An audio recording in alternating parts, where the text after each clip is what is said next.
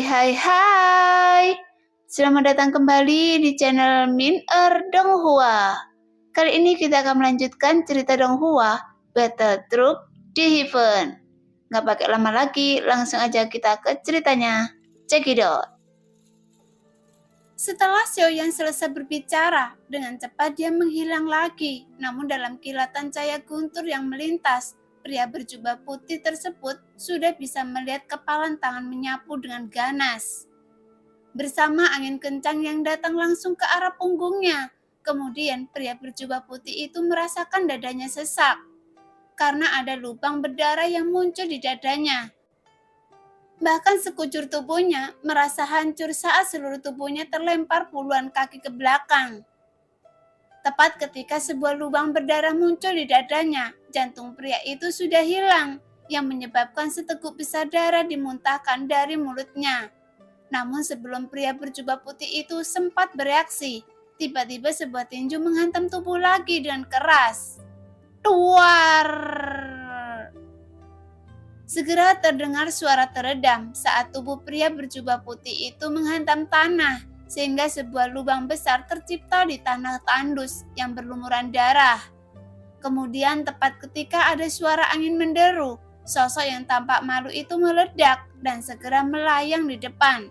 Dengan cepat, Xiaoyan menggunakan kekuatan jiwanya untuk mencari jiwa pria berjubah putih tersebut tanpa ragu-ragu. Adapun Jonggu dan yang lainnya, mereka telah terjebak oleh pria berjubah putih sebelumnya, sehingga mereka bertiga menderita beberapa luka ringan.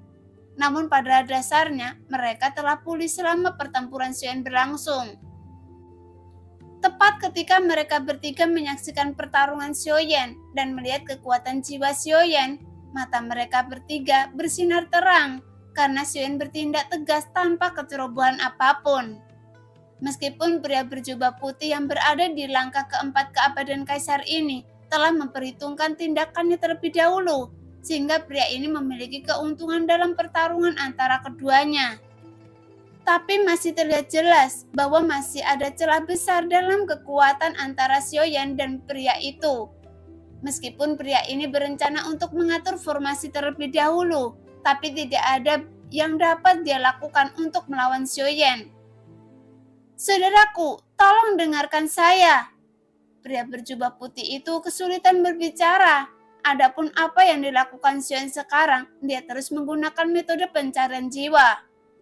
Lagi pula, Xiaoyan juga tahu tentang kelicikan klan Jimmy, jadi lebih baik langsung mencari jiwanya saja.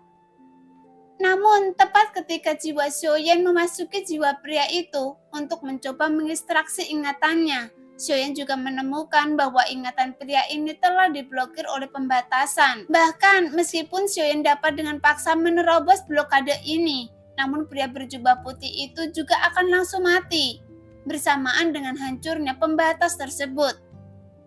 Sialan, ternyata benar bahwa klan Jimmy masih memiliki sarana seperti itu. Xiaoyan mendengus dingin, tapi meskipun Xiaoyan tidak mendapatkan ingatan pria ini, ketika dia mengecilkan kekuatan jiwanya, Xiaoyan juga menyadari sesuatu yang aneh. Dan yang paling mengejutkan adalah, Xiaoyan merasa bahwa jiwa pria ini hampir sama persis dengan jiwa Jimmy.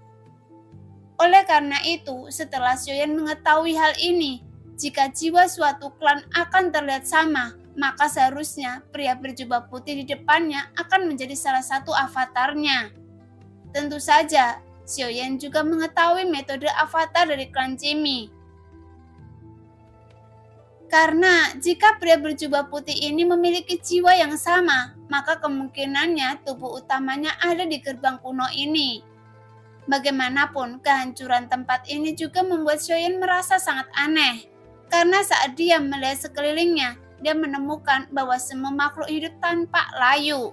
Bahkan tidak ada sehelai rumput pun yang terlihat di tanah. Tidak hanya itu, di alam ini, keberadaan energi spiritual langit dan bumi bahkan tidak terdeteksi yang menunjukkan tingkat penipisannya pun tidak terbayangkan. Karena tidak ada bekas kelelahan yang tersisa. Lagi pula, jika vitalitas alam ini sengaja diserap, tapi itu masih sulit mencapai level ini. Memikirkan hal ini, Xiaoyan juga tidak tahu mengapa pria berjubah putih ini begitu tegas dan apa tujuan yang sebenarnya. Tapi tanpa metode pencarian jiwa, Xiaoyan tidak dapat memverifikasinya karena tidak ada cara untuk mengetahui apapun. Kemudian Xiaoyan menemukan cincin penyimpanan pada pria itu. Setelah membuka segel pada ruang cincin, hal-hal di dalamnya menjadi lebih mengerikan. Karena hampir tidak ada barang berharga, seolah-olah pria ini hanyalah masyarakat miskin yang hidup di tempat terpencil yang tidak ada sehelai rumput pun yang tumbuh. Pada saat yang sama, Jonggu dan yang lainnya juga datang ke sisi Xiaoyan. Apa yang sebenarnya terjadi di sini? Xiaoyan bergumam perlahan. Mendengar itu, Jonggu segera melihat ke tanah terpencil saat ini. Namun sepertinya dia tidak tampak terkejut. Hanya saja dia sepertinya sedang berpikir. Sebelumnya, saya telah mendengar tentang klan Cimi, dan klan ini pernah membagi dunia ini. Sampai pada akhirnya, semua sumber daya mulai habis. Pada saat itulah, dunia Dewa Iblis Abadi menginginkan lebih banyak sumber daya, sehingga mereka melancarkan perang melawan dunia Sensi. Hingga pada akhirnya, dunia Dewa Iblis Abadi dikalahkan yang menyebabkan sumber daya menjadi semakin langka. Sehingga klan Cimi yang sangat licik dapat menyusup ke berbagai keluarga dan menjara sumber daya dengan mengambil tubuh banyak orang kuat. Di dunia kuno Dewa Iblis Abadi ini, namun banyak orang-orang kuat yang berkumpul dan melancarkan serangan untuk memusnahkan klan Cimi dalam pertempuran. Bagaimanapun, klan Cimi telah dibenci oleh banyak keluarga besar di dunia kuno Dewa Iblis Abadi. Sejak saat itu, seiring berjalannya waktu, klan Cimi berangsur-angsur menghilang dari dunia kuno Dewa Iblis Abadi. Bahkan sampai saat ini, belum ada informasi tentang keberadaan klan Cimi di dunia kuno Dewa Iblis Abadi. Sangat disayangkan ketika klan Cimi berada di puncak kejayaannya. Saya tidak pernah melihatnya. Hanya saja saya mendengar tentang klan Cimi yang kuat ini, sampai saya memiliki kekuatan seperti sekarang. Namun saat ini semuanya telah menjadi sejarah. Bahkan jika klan tersebut sangat kuat, itu telah terhapus arus deras waktu. Tapi kehancuran yang terjadi sekarang mungkin ada hubungannya dengan klan Cimi. Karena pada saat itu, klan Cimi terpaksa masuk ke dunia tanpa batas, tanpa memiliki pasokan sumber daya yang cukup. Wajar jika bagi orang kuat seperti mereka, kebutuhan sumber daya juga akan sangat besar, sehingga sumber daya yang mereka miliki akan habis. Jonggu berkata perlahan, dan dia menceritakan tentang perkiraan pemusnahan klan Cimi. Dan apa yang membuat klan Cimi berbeda dari klan dewa asli adalah klan dewa asli dihancurkan dalam invasi karena mereka terlalu kuat. Mereka menjadi terlalu sombong. Meskipun kekuatannya juga sangat kuat, tapi keberadaannya lebih mirip dengan kepiting yang memiliki cangkang keras. Tapi pikiran mereka terlalu ceroboh. Adapun orang kuat pada klan Cimi, mereka ahli dalam menangkap orang yang kuat dan menjadikan mereka menjadi avatar dalam jumlah besar untuk memperkuat diri mereka sendiri.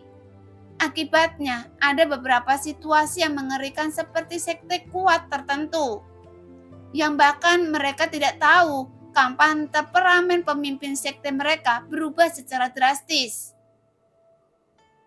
Belakangan ini, saya mengetahui bahwa mayat pemimpin tersebut dibawa pergi oleh klan Cimi, karena klan tersebut telah diatur. Sejak saat itu, dunia Dewa Iblis Abadi awalnya ada dalam sebuah keluarga. Sebagian besar karena para leluhur keluarga.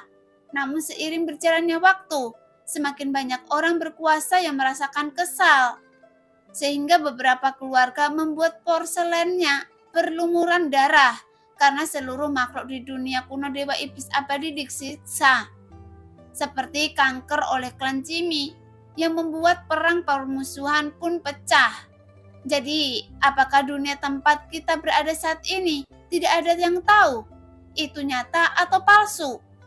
Karena dunia besar ini hanya ada dalam rumor sejak lama. Konon katanya dunia ini sudah lama runtuh dan menghilang. Jika klan Cimi adalah orang yang melakukannya, menurut saya kecil kemungkinannya. Yongko mengerutkan kening dan membuat penilaiannya. Mendengar itu, Xiaoyan melihat sekitarnya karena terlepas dari apakah tempat ini benar atau salah. Setelah dia memasuki tempat ini, dia bisa lebih memahami tujuan klan Cimi. Meskipun dia tidak memiliki garis keturunan klan Cimi, tapi Tuan Jahat telah mengambil kekuatan untuk merebut tubuh milik klan Cimi dan mewariskannya kepada Xiaoyan. Bahkan sekarang, Xiaoyan telah menggunakan kekuatan klan Cimi untuk merebut tubuh, sehingga Xiaoyan dapat memiliki banyak avatar. Meskipun Xiaoyan tidak memiliki garis keturunan, tapi dia sepertinya memiliki takdir yang tidak dapat dijelaskan dengan klan Cimi ini. Adapun apakah orang-orang dari klan Cimi telah menghilang seperti apa yang dikatakan Zhonggu, itu belum bisa dipastikan sepenuhnya karena sejarah ditulis oleh orang-orang yang memiliki kemampuan yang begitu kuat dari klan Cimi. Mungkin itu tidak akan menarik ketamakan orang-orang yang berkuasa. Apakah karena apa yang dilakukan klan Cimi terhadap semua lapisan masyarakat menjadi tercela? Atau ada hal lain yang tersembunyi di balik? Setelah tiba di sini, Xiaoyan juga ingin mengetahui beberapa hal di sepanjang jalan. Dan jika memungkinkan, akan lebih baik jika dia dapat lebih meningkatkan kekuatannya dalam merebut tubuh. Meskipun kekuatan merebut tubuh yang diberikan Tuan Jahat juga sangat kuat, namun dengan metode perebutan tubuh tingkat selanjutnya, itu justru lebih mengandalkan kekuatan jiwa Xiaoyan sendiri. Jadi karena Xiaoyan memasuki tempat ini, dia harus mengambil satu langkah dan melihat apakah di tempat itu ada keberuntungan di dalamnya. Lagi pula, kehendak dunia Dewa Iblis Abadi telah memberitahu Xiaoyan dia akan mendapatkan keberuntungan jika Xiaoyan dapat membantu menyelesaikan perbaikan penghalang dunia. Bukankah Tuan dari alam iblis suci memberi Anda misi? Xiaoyan menatap Zhonggu dan bertanya. Saat dia masuk ke sini sampai saat ini, Xiaoyan tidak tahu apapun tentang misinya. Jadi dia sekarang ingin melihat apakah dia bisa mengikuti petunjuk untuk mempelajari lebih lanjut tentang tempat ini. Tapi alangkah baiknya jika misinya bisa diselesaikan. Lagi pula di aula orang suci banyak item yang membutuhkan poin kontribusi untuk menebusnya, termasuk untuk menebus pecahan tubuh Goyan. Jadi Xiaoyan juga perlu mendapatkan poin kontribusi dalam jumlah besar. Nah, demikianlah cerita hari ini. Terima kasih yang sudah menonton video Min Earth sampai selesai. Sampai jumpa di video selanjutnya. Bye-bye.